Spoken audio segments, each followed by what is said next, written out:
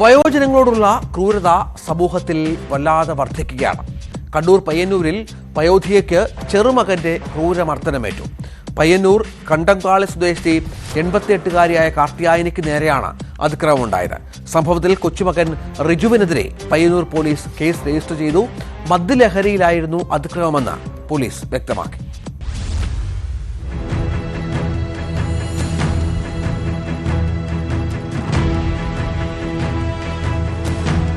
പയ്യന്നൂരിൽ കിടപ്പ് രോഗിയായ 88-കാരിയെയാണ് മകളുടെ മകൻ അതിക്രൂരമായി മർദ്ദിച്ചത്.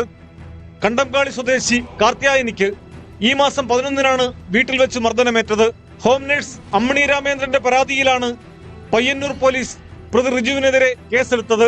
വാർദ്ധക്യ സഹജമായ അസുഖങ്ങളുള്ള മുത്തശ്ശി ഒപ്പം താമസിക്കുന്നതിലെ വിരോധമാണ് മർദ്ദനത്തിന് കാരണമെന്ന് പോലീസിന്റെ എഫ്ഐആറിൽ പറയുന്നു.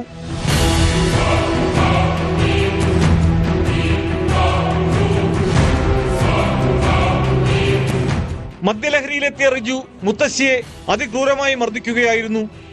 ചവിട്ടി വീഴ്ത്തുകയും തല ചുമരിലിടിപ്പിക്കുകയും ചെയ്തതായി ഹോം നഴ്സിന്റെ പരാതിയിലുണ്ട്. തലയ്ക്കും കൈക്കും പരിക്കേറ്റ കാർത്തിയായനി പരിയാരം മെഡിക്കൽ കോളേജ് ആശുപത്രിയിൽ ചികിത്സയിലാണ്. ആശുപത്രിയിൽ ആദ്യം കുളിമുറിയിൽ വീണതാണെന്നാണ് പറഞ്ഞത്. എന്നാൽ ഡോക്ടർമാർ പരിശോധിച്ചപ്പോഴാണ് മർദ്ദനമേറ്റ പാടുകൾ കണ്ടതെന്ന് ബന്ധുക്കൾ വ്യക്തമാക്കി. പ്രതി റിജുവിനെ ഇതുവരെ അറസ്റ്റ് ചെയ്തിട്ടില്ല.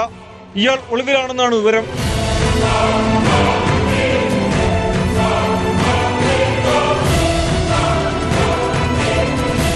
ന്യൂസ് 18 പയ്യന്നൂർ.